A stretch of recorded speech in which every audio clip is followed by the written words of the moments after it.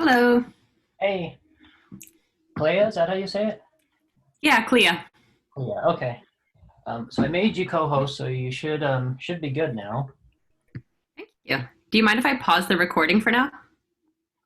Sure, we just got to make sure we start it when the meeting. Oh, yeah. I should be able to do that. I kind of live in Zoom for work, so I'm very comfortable. Okay, so. Absolutely. So welcome to our presentation. Our presentation is called Flipping. Go back to Flipping from subject matter. There we go. That's all right. Flipping from support to subject matter, instructional design in higher ed. And we're so glad that you're here. Yes. Okay, go for it, Clea. So who are we, and who are we to talk to you about instructional design? I'm Clea Mahoney. I am not an instructional designer by title. I'm an instructional technologist, but we do very similar things. I work at NYU IT in the Teaching and Learning with Technology unit, and I am on Twitter at Clea Mahoney, and that's actually how I met Glenda. Glenda, over to you. Yes, and it's a great thing. Academic Twitter is an amazing supportive community. So if you're not already there, I definitely encourage you to. My name is Glenda Robertson. I am an instructional design manager and curricular evaluation person for the College of Nursing at the University of Colorado. And my Twitter handle is @OneMomentG. And I'm glad to be here with you. Been instructional designing for about 20 years, so it's been a while. And so I can't wait for this conversation. Thanks, Glenda. And now we'd like to take a step back and really focus on who else is joining us today. So I'm going to launch a poll in a moment, and if you're joining through the Zoom desktop app, you should see it displayed on the screen. I'll go ahead and read the poll question and the results out loud just for anyone who's watching the recording or who might be having technical difficulties. Let me try to launch that one more time. All right, so the question is, what is your role? And this is one poll where you can select as many as apply, because in the instructional design world, I feel that we all wear many hats. So the options include instructional designer, educational technologist, faculty or instructor, student, administrative staff, and the eponymous other. And if you select other, let us know in the chat what that other entails.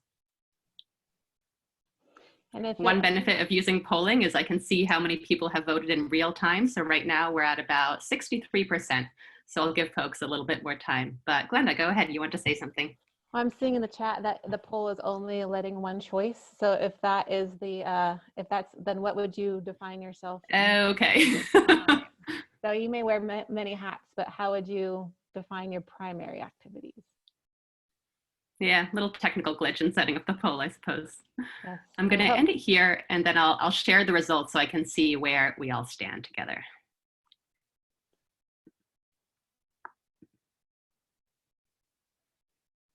All right, so we've got many instructional designers here, technologists like myself.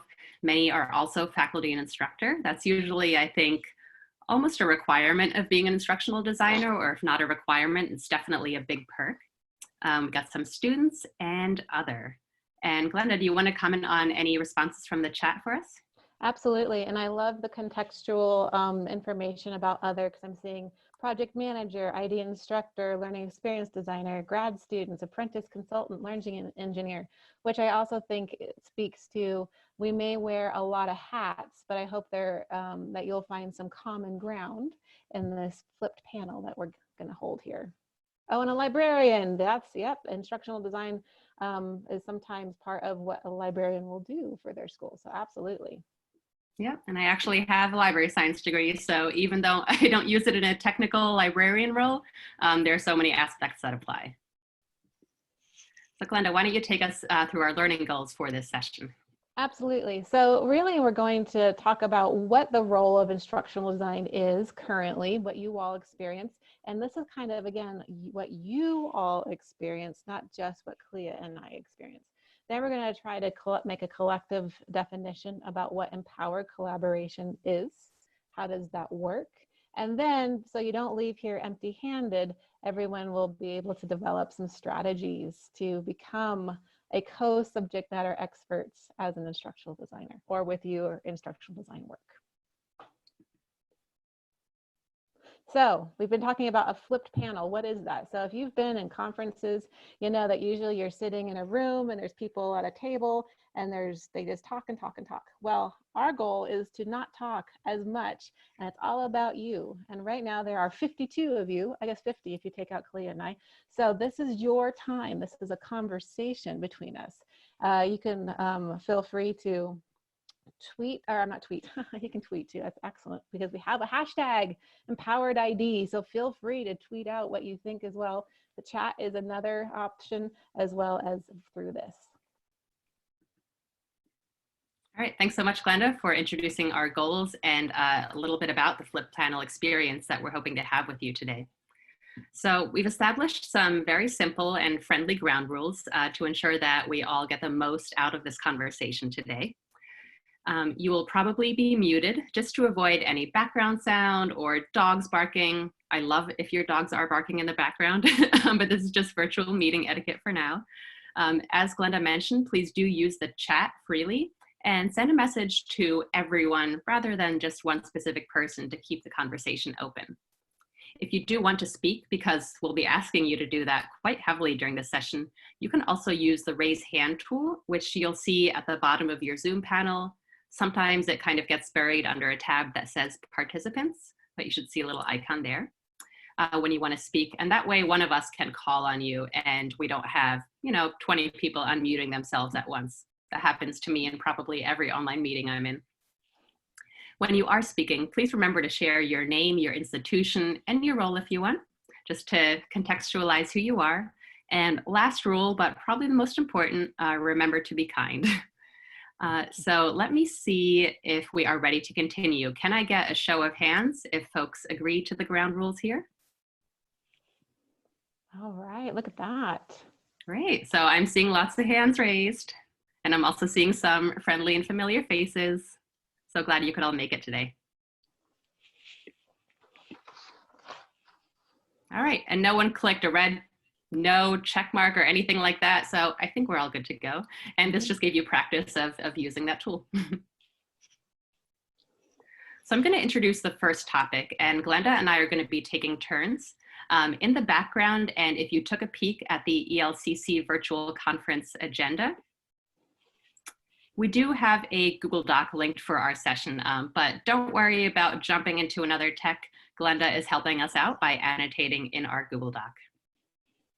And so for me, during this part, I really just want to ask the question and open up the conversation. So first, we're going to focus on instructional design and subject matter expert dynamics before and during COVID-19. And the first question is, just to discuss the dynamics instructional designers experience in working with faculty before all of this started going down. Glenda and I actually were preparing for this conference before any of this happened too. So we thought it would be really interesting and also almost a given that we had to add a coronavirus slant to this because, at least from my perspective, I've seen instructional designers come out of the woodworks. We are suddenly being seen as first responders in this move to teach online, learn online. And so instructional designers, you might have been busy before and now maybe it's even worse or maybe even better. We all can think about it differently. So I'm going to take a moment to pull up the chat. And Clea, we've got a couple hands raised. Yeah. Okay, yeah, let me call on someone. How about Dominique, would you like to come on the microphone and share? And you can unmute yourself by clicking on that microphone icon in the lower left of the Zoom window. Sorry, can you repeat the question? Yeah, so it's just to discuss the dynamics that instructional designers experience in working with faculty before COVID-19. Probably just the disconnect between what the instructional designers are doing and then what the faculty are doing, and the communication lines between what's happening, you know, behind the scenes with the curriculum and actually how to implement that. I think sometimes we lack that bridge. So I'm going to ask a follow-up question. So is that the behind the scenes, is that something instructional design has a piece of and the SMEs have a piece of, or who has what part of knowledge on either side of the chasm? Yeah, I guess that's my question, you know, it seems like the instructional designers have a lot of that control over what is you know, being implemented in the classroom, and the instructors are responsible for that implementation. But maybe the disconnect is like, how do we best implement it, and what exactly is the purpose of the new you know, instructional design that's happening behind the scenes. So as an instructor, I know I don't always know what's going on with instructional design. We just roll out the new curriculum and kind of roll with the punches, but not necessarily know why it's, you know, going forward this way. Perfect. Thank you for that clarification. Yeah, absolutely. And I'm just going to comment on some of the responses that are coming in the chat. So Nancy is saying she interacted mostly with faculty instructors at the main campus. Now it's kind of spread across campuses, and I've definitely seen that myself. So I do already work in a central team. I'm actually in central IT, and sometimes we are definitely the enemy, you know, when it comes to schools' relationships with faculty. But I have seen more outreach from school technologists, from school faculty. They really just want someone to help, and it doesn't matter so much who that person is. So yeah, definitely our audience spaces have expanded. Jay Leibowitz is saying faculty generally are more willing to work asynchronously, but there's some pushback in terms of deadlines. Yeah, absolutely. More resistance to using technology before COVID-19. Yeah, and that's an interesting aspect that I think is really changing the nature of our work. You know, many people are definitely reluctant or hesitant about online learning. And I think now, even though it's clearly not a perfect situation, we're all seeing that it can be done in new and different and better ways. Hey, Clea, can we call on another person with a raised hand?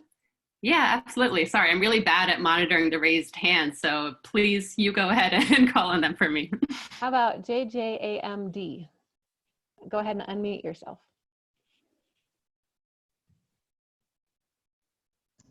I may have raised my hand involuntarily. Sorry. That's okay. No pressure. All right, then. Well, do you have anything to contribute, or do you just want to kind of continue to listen and no pressure whatsoever?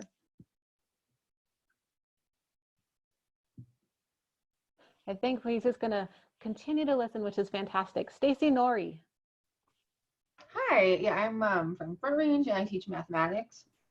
And I think for me, the dynamic that I've experienced is the difference between trying to figure out what is best practice and what is allowed in the department, like departmental rules and policies combined with what you believe would help students and trying to balance, I guess, those things. Absolutely. And I think we're going to have much more to share about this when I pivot to question 2. So I'm just going to advance the slides 1, but then after we all have a chance to read the question, I'm actually going to stop screen sharing because I think this is a nice moment where we could just be in Zoom's gallery view. Maybe we want to encourage some folks to come on video if you are comfortable. You can see that I've got a fancy virtual background turned on because my apartment is very messy, but that might help to open it up and have it feel like a little bit more of a natural conversation, as natural as can be. So the second question for this topic is, how has COVID-19 impacted your work with faculty? And I chose this picture of depleted grocery store, because I kind of feel like our own resources are depleted, whether you're a faculty, whether you're a student, whether you're an instructional designer, or any of those other roles and job titles we shared at the beginning of this section. We're all running very low on our reserves. And so if you're new to Zoom, you can toggle between seeing just a big, scary talking picture of myself and gallery view by clicking on this little icon in the top right. I like to call it the waffle icon. I think it has probably a proper technical term. Waffle And I icon might is make some nice. waffles after this session, actually, but. Meryl, you raised your hand. Would you like to share something? Yeah, it's actually kind of related to both questions, because I want to echo what some other folks are saying about there's a lot more recognition of our pedagogical expertise. But the biggest thing I'm seeing right now is faculty are now frequently grappling with their own unfamiliarity with this new place for teaching. And so there's a real struggle to learn what best practices are and how to translate what they know into the new setting. And they often don't realize that this is another place where we can help them, and which is kind of funny because it's what we do. But yeah. So it's been interesting, and I'm so much busier than I was before. Agreed. Busy enough.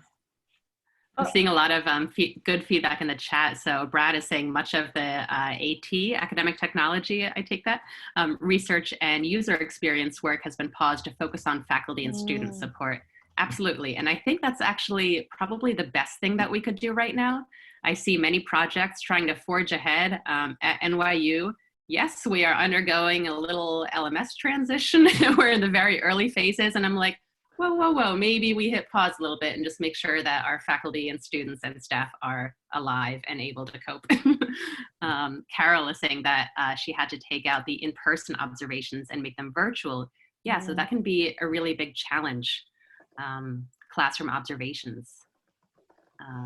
My dad is sharing that they moved 9,000 K-12 students from brick and mortar to online. So I know that we've all seen this shift to online, and at different institutions, it happens on a small but still frightening scale, or a very, very large scale, to the point that I can't even really imagine it. Hey, Clea, it looks like Rufina Butler would like yeah. to.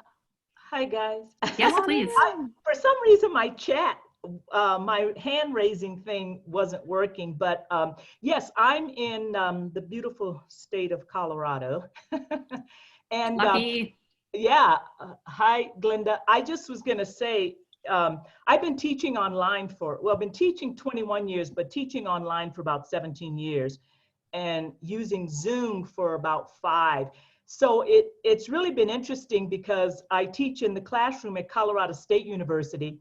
And I think it was maybe Meryl that was talking about it. And a lot of the faculty that are the more traditional, I'm adjunct. I teach at multiple schools, both campus and online. But many of the traditional faculty at Colorado State have really struggled because the transition, and I think that's what kind of Meryl, to echo what she was saying, is that many of them have struggled to make the transition from their campus classes to online.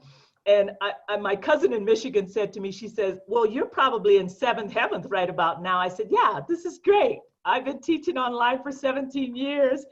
And so one of the deans has asked me to kind of chip in and just help with the transition for some of the more tenured and traditional faculty. So it's been tough for many of them who are so used to that brick and mortar, and now they've had to, and some of them had never even used Zoom, and I've used Zoom for about 5 years.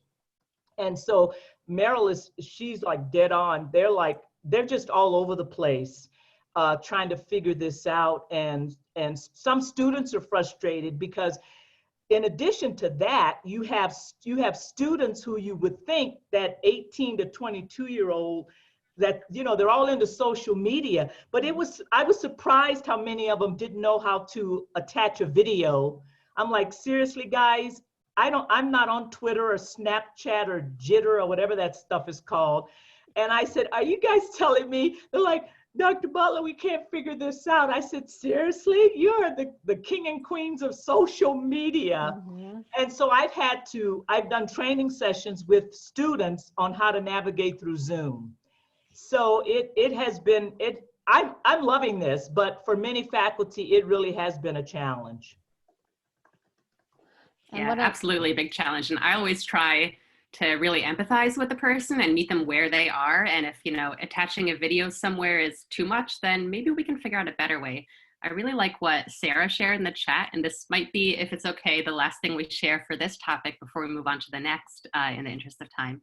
But she's saying, we've been working for a long time to distinguish our instructional design work from tech support. And yes, that is my daily goal. I always try to elevate the work that we do. And yes, I can show you how to turn on your computer, but I can also show you how to create good learning experiences for your students. So Sarah's saying that their work has been blurred back into providing more tech support and tech training. And she's worried that this is actually having us as instructional designers take a few steps backwards. And so I worry about that too, but I also think it doesn't necessarily have to be a step backwards. You know, technical training right now is really important, and instructors really need that practice and that support. So it's all in the name of making them, you know, great online educators and able to support their students, able to help their students continue the learning. So I wouldn't say it's lesser than at all. It's just part of the process. And I have to say that you all are amazing. You are fully embracing this flipped concept because the chat is on fire. My fingertips are on fire as I'm trying to coalesce all of this. So you guys are rocking it. Keep this up. You guys are absolutely engaged, and we love that. So thank you for your participation. And we continue on. All right, so it's my turn. This is Glenda's topic. I'm going to try to mute myself and annotate in our Google Doc, but I might also just refer to the recording to do that because I'm trying to listen and also type, and I really love listening to all of you. Yes, agreed. So we've gone through kind of what our instructional design experiences as either a primary instructional designer or as faculty or as other titles, what it was before the pandemic and during the pandemic, and how we kind of had some interesting roles that were complementary and sometimes not before, and now it's kind of this big rush into new territory for some, seeing ID as potential, hey, this is what we actually do, but then sometimes having to fall back into some role stereotypes potentially that may or may not impede our advancing. So this is a great time to talk about this topic about what is empowered collaboration. So I have an idea, but I want to hear from you. So I'm looking at the participants, so raise your hand. I'm also monitoring the chat. If you see me type furiously, it's because I'm capturing some big ideas too. So what do you all think when you see the words empowered collaboration? What is that for instructional designers? Drawing, so Tina was saying drawing from the strengths of both parties. Okay, excellent. So one question I have as a follow-up is, what is the strength then of instructional designer? What do instructional designers bring to that SME table? Marnie says partners, not leaders, and following, flexible thinking. Everyone shows up to be engaged and prepared. That's actually really great. I think what I've seen in my long time as an instructional designer is that there, especially people who are newer to the role or are just learning the role, is that they feel like they are there to support, not to bring their full, all their knowledge about education theory and about online and how online is different than face-to-face, but it can still happen. All the skills that we bring. I mean, we do have some ed tech. We can probably do a little bit of coding. We can make engaging presentations that align, or learning activities that align to outcomes, course objectives. So we can bring that too. And our attitudes. I think it's a really positive thing, right? Because if we are engaged and we feel like we are equal at that table, I think that's a huge part. Gaining trust. I think that's huge. That's from Brad. So I think you can't have collaboration without trust. And it's a bidirectional trust. And I think establishing that early and maintaining it throughout the project is huge. Thank you very much for that, Brad. Yeah, I see at least 3 folks mentioning the word trust. So I think like if we were delivering this presentation in person, one of my favorite activities to do was one of those word cloud polls where you submit 1 word and the more people that use it, the bigger it gets. I have a feeling that I could visualize a word cloud here and trust would really be at the center. Exactly. And equal commitment to outcomes, it gets easier. It does get easier. I think everyone feels a little bit, especially when you start establishing those long-term relationships and those expectations of what this is going to be about. That's huge. They use Mentimeter. Okay. Translate ideas to outcomes. Everyone feels like their voice matters. Absolutely. And, you know, I want to go back. I want to make a connection between this conversation and the ones we had as far as, I think this is a really big topic for us, is that each SME is the holder of a why. Why does this content matter? And then instructional designers, this is why we need to do it this way. And so someone previously talked about the bridge that is lacking. And I think that's part of this empowerment, is empower, you know, in my mind's eye, I'm thinking of this ravine and each SME being on the side, and then each person building the blocks to meet in the middle, as far as I need to understand the topic relevance and why you're passionate about this. And hopefully it's not just because someone told me to design this class or to teach this class. Which I think sometimes is a lot of this COVID, right? Because everyone's like, whatever, you're going online, you have no voice in the matter. So understanding the why personally, understanding the why professionally, and then sharing that is huge. Let me go back to I don't see hands raised, so I keep an eye on that. So sometimes the library videos are not always accessible. And I think that's another skill of that empowerment, is saying, hey, there is this thing called universal design. And someone had mentioned that earlier. And so much that is really important to make sure that the learning is accessible for all. Because this wonderful device known as a computer and online learning, there are some barriers that still need to be attended to, and there are some ways to get around that. It's important to let go of fear and insecurity. Hey, roommates, awesome. We encourage their participation. So Susan, thank you for your roommates thing. That it's important to let go of fear or insecurity about your own skills and knowledge. Yes. And that's one thing I think is huge. I'm going to tiptoe into the imposter syndrome. It's like, if I don't want my co-SME to think that I have no idea what I'm talking about, so I'm going to always feel like I'm pretending. No, I don't know is empowering. Being able to say, I don't know, comma, but let me find out. I think that's a great thing for empowerment.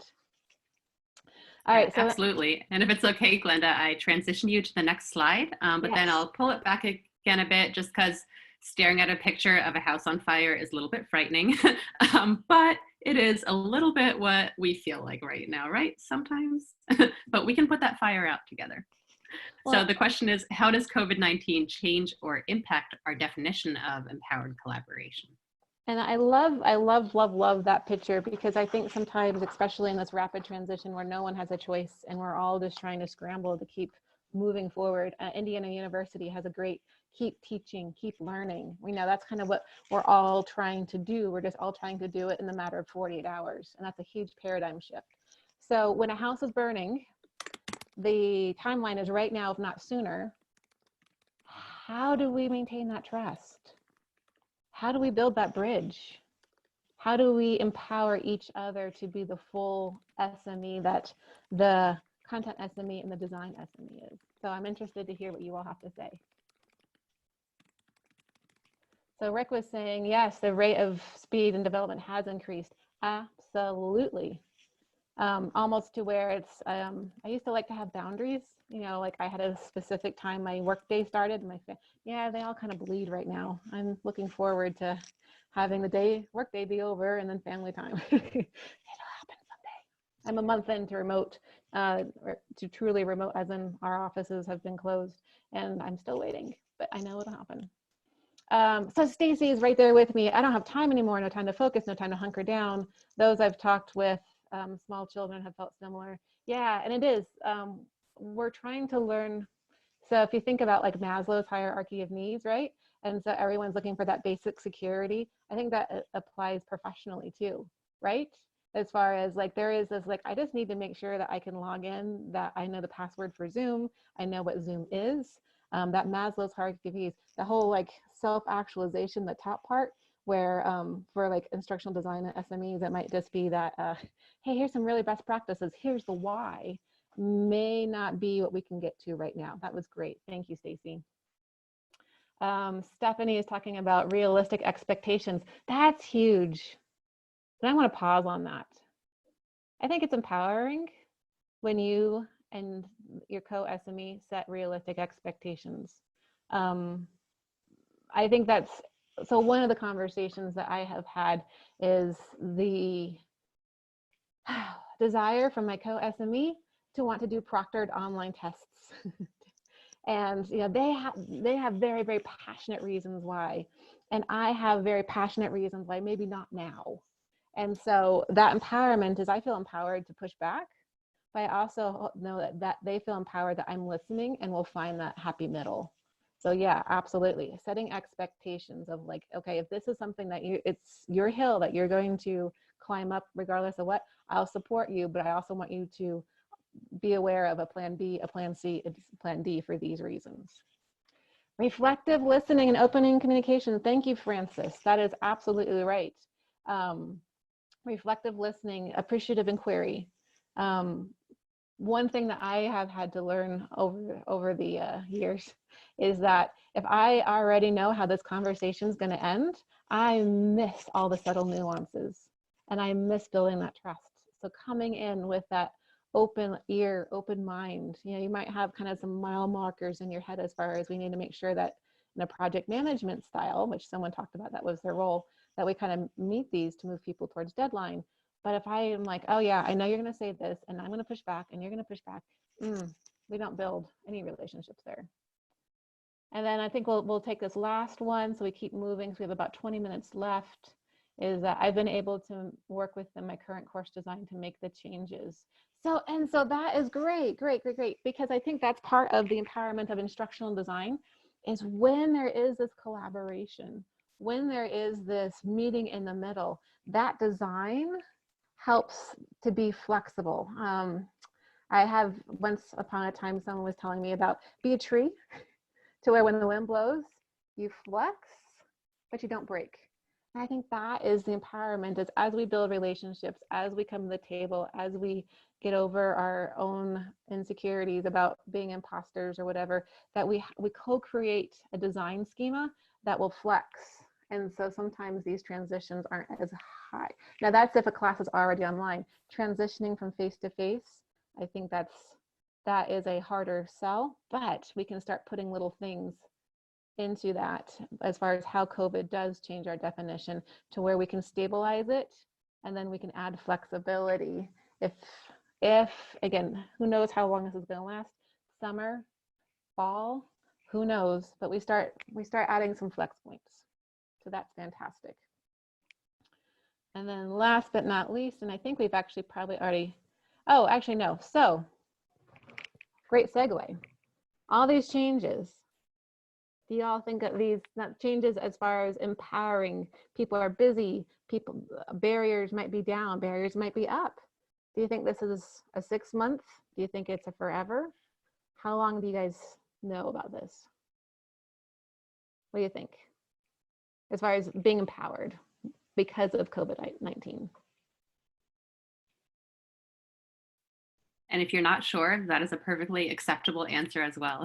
So I picked this image in the background of just some seedlings, because I feel like we really have an opportunity to plant some seeds, to elevate the work of instructional design, to be able to articulate it better to our stakeholders, our faculty, our administrators. I think in many cases, instructional designers are introduced to faculty and to staff in very different ways, and that probably just serves to confuse people more. I remember when I was new to this about 4 years ago, I had no idea that instructional design existed. I really thought it was all just a professor doing everything on their own, figuring out the tech.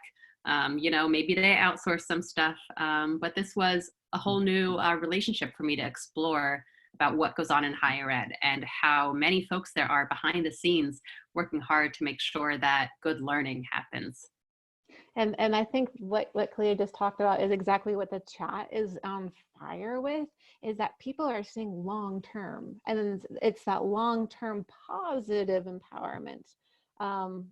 Let's see, because competencies, so Jay Leibowitz said that because competencies are going to increase and we'll be able to innovate. So that actually goes back to the comment that was talking about UX and AT are kind of taking a backseat, but I think that's the short term, because of now that everyone understands and hopefully has a shared operational definition of what online learning is versus a rapid transition, those are two distinct things, then we can start to innovate in different ways. For example, I had someone say, how much work have you gotten done in the last 2 weeks? And I said, oh, about a year's worth, because of the conversations and the openness and the rapid turnaround. And so I think that is key. Susan said that once you're empowered, I think these new changes stick because you can see what's possible. Absolutely, absolutely.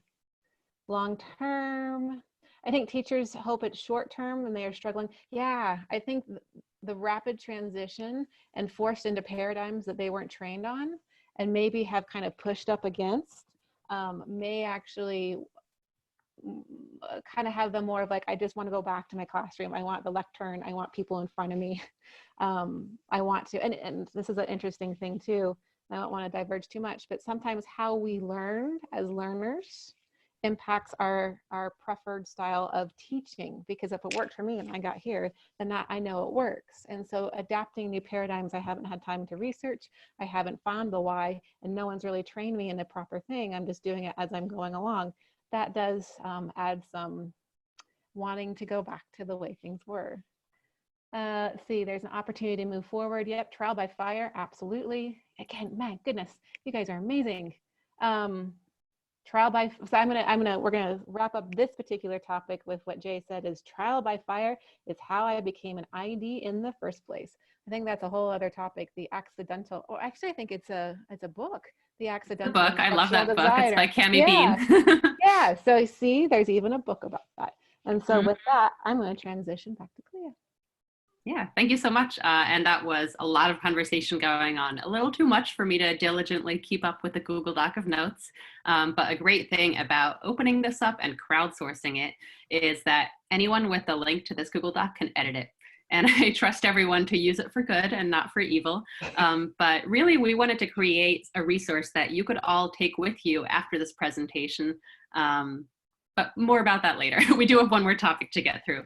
So I think we already started working our way towards this, but here I really just have one question, and it's to ask all of you, how can instructional designers start to be seen or continue to be seen as subject matter experts? I think many of you already shared some great examples. For example, just the importance of building trust, showing flexibility, showing faculty a few alternatives, and really rationalizing those choices for to say, you know, why this design might work better for this in terms of meeting this learning objective. But I will pull it back and open it up to you all for a few more minutes. So just one last question here before we wrap up, and I'll dedicate about 5 minutes for the wrap up.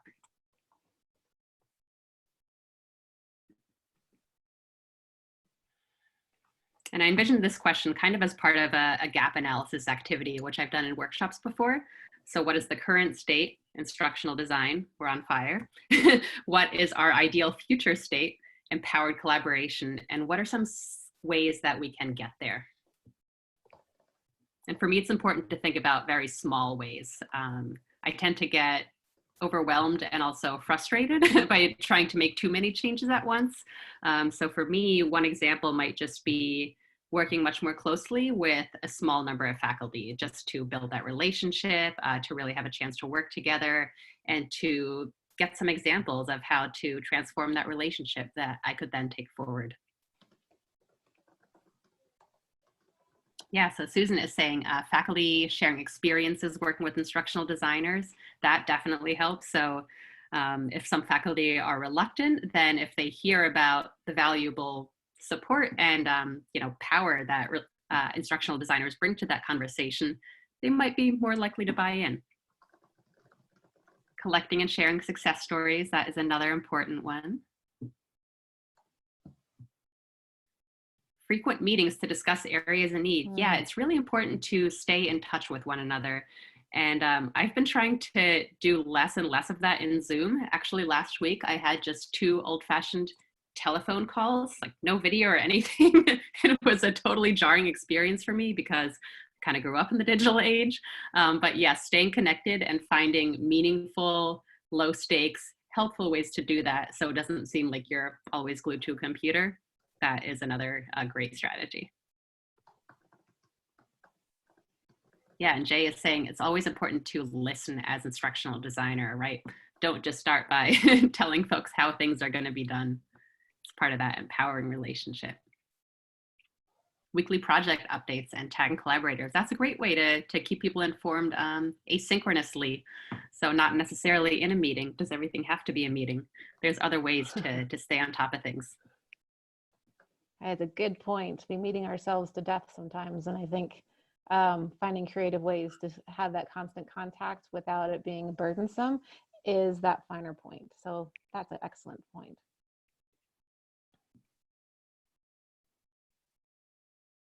Yeah, and my friend Beth is saying, focus as much on those who see the benefit as on those who don't. Yes. Yeah, I think faculty really do learn from each other. Yeah, and I know, so one of the things I've learned over the years is that growth equals pain, meaning that when we're in our comfort zone and things are going and I've got my processes and you're on board and I'm on board and we're syncing and jiving, I don't grow as much as when I'm working with an SME who is pushing back. And so that's as an empowered designer, I feel like, okay, I want to listen to that because maybe I have a blind spot that this person is helping me see, and maybe I can speak into something that they aren't considering. And so sometimes that tension isn't adversarial, it can be highly productive, but I think it has to come from a grounded place of, I feel like I can have that conversation with someone who gives pushback. So excellent. Don't be patronizing. I'm typing that down. That is a good one. Would anyone like to come on the microphone and share? You can raise your hand. I'll take a quick pulse for raised hands. Excellent. Stacy, go ahead. Yeah, I would say sometimes it's also a balance between student perception as well as the faculty perception. So sometimes students are not willing to change off of what they consider a normal class. And I struggle with that personally on how do you change perception or get buy-in from the students themselves, because if they don't participate, it's not going to be as effective, even if you're trying to do all you can on your side. Yeah, that's a good point. And at NYU, I supervise an amazing team of student workers. And really, it made me think about, in my conversations with them about learning, how much about learning I really didn't know when I was in college. So for the most part, they're all kind of, crammed the night before an exam. And we as instructional designers know that that's not the most effective study strategy. So it is a little bit about, I think, educating the students as well. And I think something that an instructional designer and faculty can do, and really everyone should do it, is whatever you're doing, whatever you're introducing into the course, whether it's material, whether it's an activity, you want to be really clear about why you're doing it and how it's going to benefit the students. Otherwise, they might just see it as some weird tech experiment or as busy work. So wherever possible, really show the why.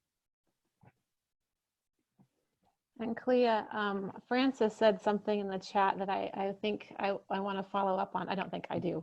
Recreate the norm. I would love to know more about that. What do you mean by that, Francis? Speak on the mic if you want to, or tap more on the chat, but I would love to have some more context around that comment. I think you're onto something. I want to know more.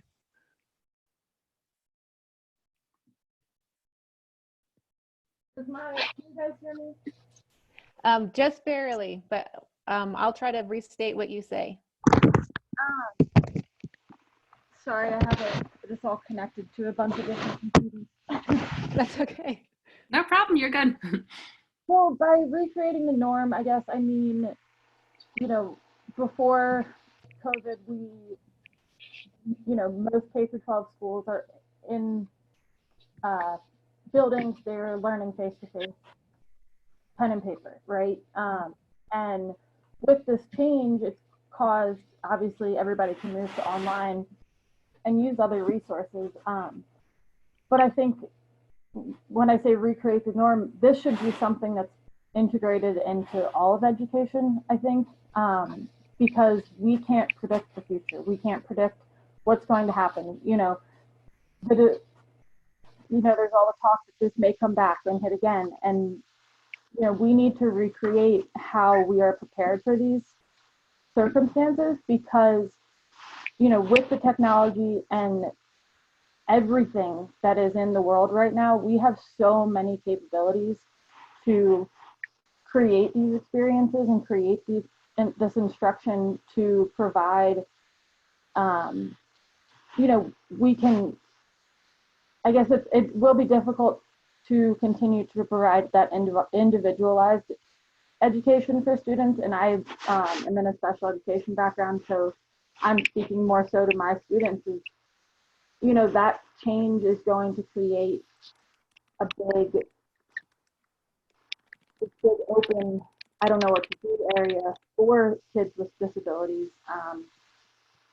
So I think that making this part of our normal and making this part of, okay, we like you were saying, Glenda, we have plan A, plan B, plan C, plan D, and having all of those in line so that it's not this huge blowout when we get to these circumstances.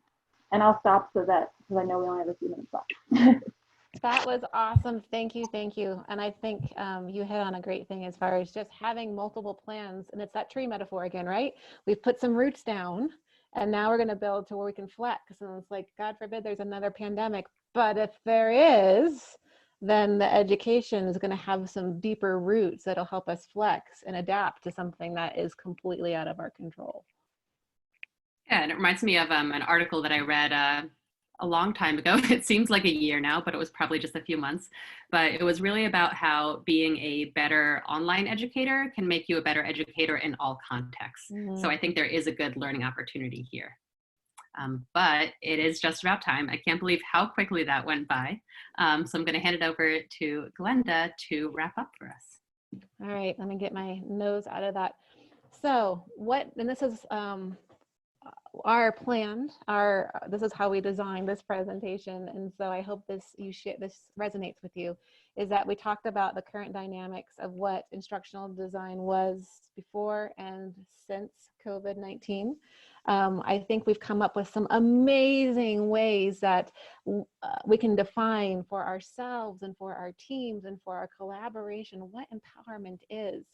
And then this Google Doc is going to help, our hope is for you to take a look at this and to be able to add to it and then take away some strategies that you can do after this conference on next week. And you can start employing, again, putting down those roots to say, okay, we're going to stabilize this and we're going to look long-term and not just the next hour or the next week. Absolutely. So what is your next step? And I think our moderator is going to paste another link to the feedback survey into the chat for us. So do make sure you let us know whether you like this presentation or what we could do differently to move forward. But I would really like to hear from all of you in the 2 minutes that we have left. What is one thing that you will do, whether you're an instructional designer, student, faculty, other hats, to move the needle, to work towards that better future between instructional designer and faculty? And as Glenda mentioned, or we might have both mentioned at the beginning, we started a hashtag on Twitter. So if you're on there, please reach out to us. Always like making new online friends. And we'd like to keep this conversation going. So I might even post it as a Twitter Q&A later. I really think that the more voices we bring to this conversation, the better for the field of instructional design, because we are all in it together.